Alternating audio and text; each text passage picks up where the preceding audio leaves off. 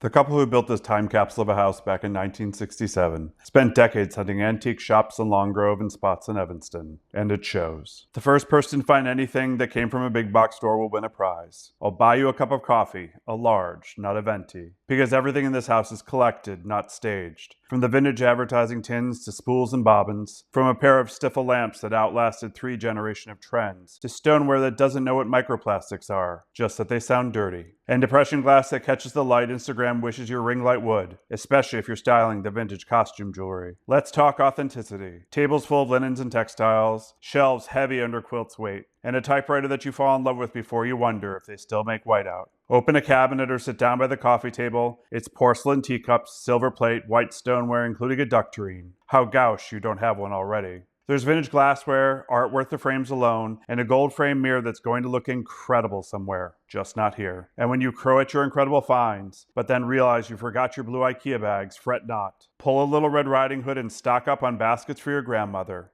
or yourself. Sophia's Estate Sales, Arlington Heights, Saturday and Sunday. And follow Picardy for the best estate sales and your spot in line.